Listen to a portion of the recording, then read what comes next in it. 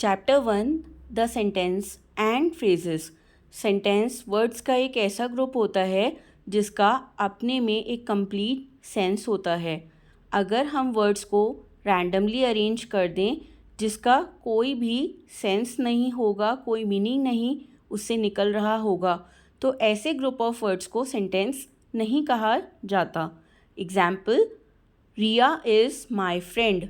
रिया मेरी फ्रेंड है, इसका एक कंप्लीट सेंस है।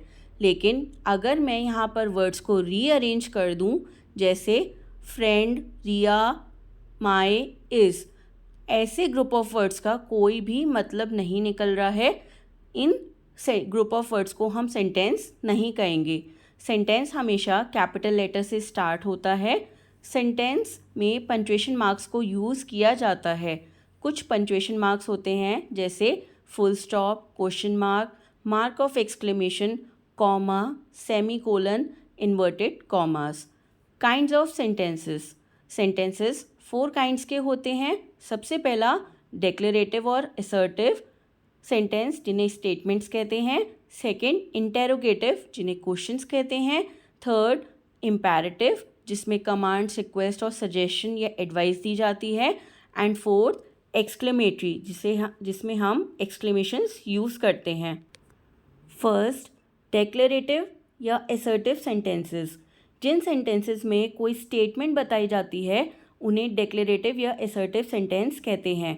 Example, self confidence is the key to success.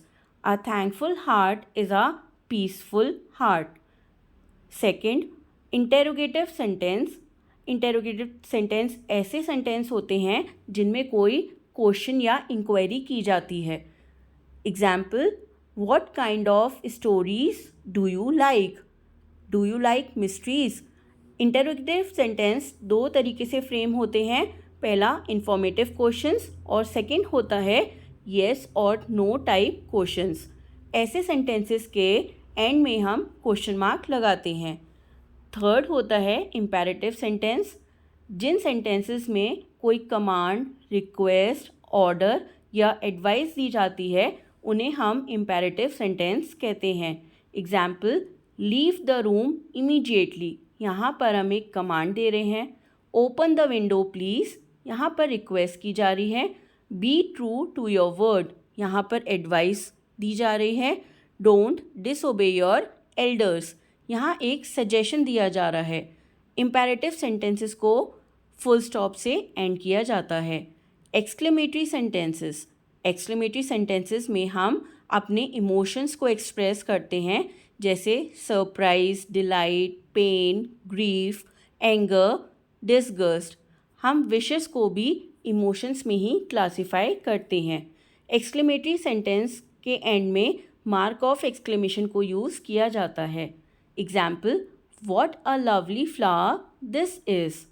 Alas, her grandmother is dead. Bravo, a wonderful hit. Hello, how are you?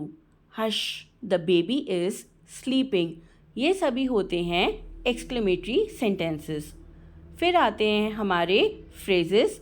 Words के ऐसे group जिनका थोड़ा सेंस होता है लेकिन वो एक कंप्लीट सेंस या कंप्लीट मीनिंग नहीं देते हैं, उन्हें कहते हैं हम फ्रेजेस।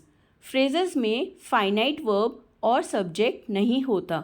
जैसे श्रेया स्टडीज़ एट नाइट, तो यहाँ पर ये एक सेंटेंस है क्योंकि इसका एक कंप्लीट सेंस है कि श्रेया रात में पढ़ती है। लेकिन अगर मैं इसमें खाली वर्ड यूज़ करूँ एट नाइट, तो यहाँ पर हमें थोड़ा मतलब समझ में आ रहा है कि रात में, लेकिन हम इससे कंप्लीट मीनिंग नहीं निकाल पा रहे हैं। तो ऐसे ग्रुप ऑफ वर्ड्स को कहा जाएगा फ्रेजेस। फ्रेजेस कभी भी कंप्लीट सेंस नहीं देते हैं और उसमें सब्जेक्ट और फाइनाइट वर्ड्स नहीं होता है। फ्रेज को बनाने के लिए उसमें कंप्लीट सेंस और मीनिंगफुल वर्ड्स ऐड करने होते हैं ताकि वो फ्रेज़ एक सेंटेंस बन सके। हमें वर्ड्स जैसे वर्ब्स और पंक्चुएशन मार्क्स को भी ऐड करना होता है to make a phrase into a sentence. Some example of the phrases are in order, that, for, want of, in the long run, with all my heart, in front of, etc. Thank you.